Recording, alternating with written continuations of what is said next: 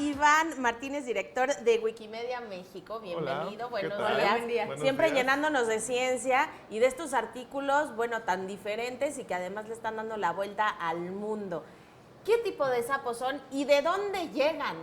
Pues este sapo asiático común, justo pues como su nombre de especie lo indica, que su nombre científico es Dutaphrinus melanosticus, pues no se sabe con certeza cómo fue que llegó hasta Madagascar, que es una isla que se ubica al oriente de África.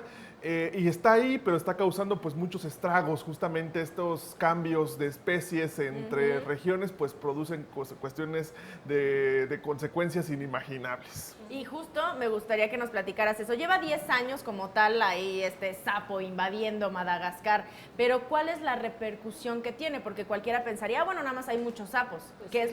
¿Cómo está impactando a Madagascar? Lo primero que tenemos que ver es que Madagascar, por digamos, el aislamiento geográfico, es decir, que no se podía llegar de ninguna manera más que por barco o balsa, pues tenía una biodiversidad muy específica, tenía una fauna y una flora muy particular que siempre ha sido muy estudiada por la ciencia. Y la segunda es que en Madagascar no había sapos, así de uno, plano, okay. ni uno, no había ninguna especie.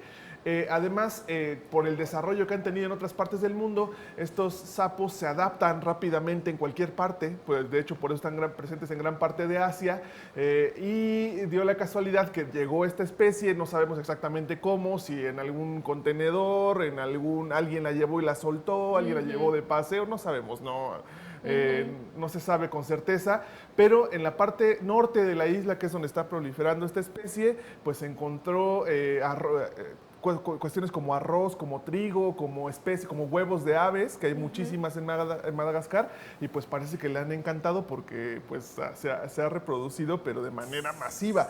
¿Qué está pasando? Que las especies que podrían ser sus depredadoras, es decir, las que se la comen como parte de la cadena alimenticia, pues no son resistentes a las toxinas que produce en la piel esta ranita como método de defensa, y pues está produciendo una alteración tremenda.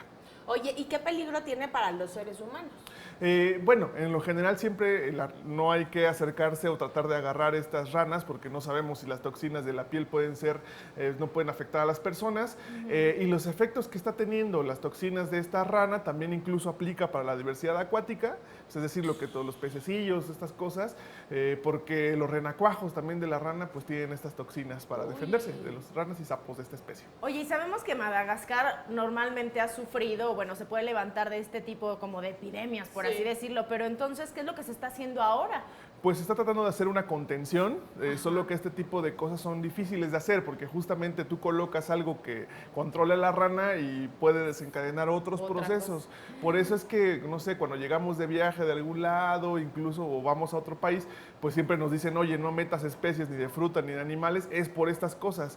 Pasó también con las abejas africanas, por ejemplo, que por un experimento mal hecho, pues desencadenó una nueva especie que es sumamente peligrosa. Hay que tener mucho cuidado. Oye, ¿y en qué momento cambia de ser pues solamente una especie que a lo mejor pues hay muchas y se está proliferando a ya una cosa como esta? Pues como en este caso, que no existía un depredador nativo que se la pueda comer literalmente y controlar como lo ha hecho toda la vida, y producen este tipo de catástrofes naturales. El problema es que sí hay muchas preguntas de la ciencia cómo se va a poder controlar porque no se está logrando definitivamente. Uy, no, pues aunque se escuche muy feo, creo que es momento de que los humanos empiecen a experimentar con platillos nuevos de ancas de rana, porque si no Madagascar va a tener muchos problemas. Pues sí, vamos a tener que buscar soluciones un poco más creativas, drásticas, ¿no? Porque más severas. definitivamente sí se está produciendo este efecto y pues esperemos que las consecuencias se puedan controlar a un mediano plazo. Claro, por supuesto. Bueno, muchísimas gracias, Iván. Vamos a estarlo checando evidentemente, Muchas porque gracias. sí es un tema que ahorita ya lo agarramos como un poco de risa, pero no es nada de risa, es un tema muy serio que evidentemente está afectando pues a todo Madagascar. Así es.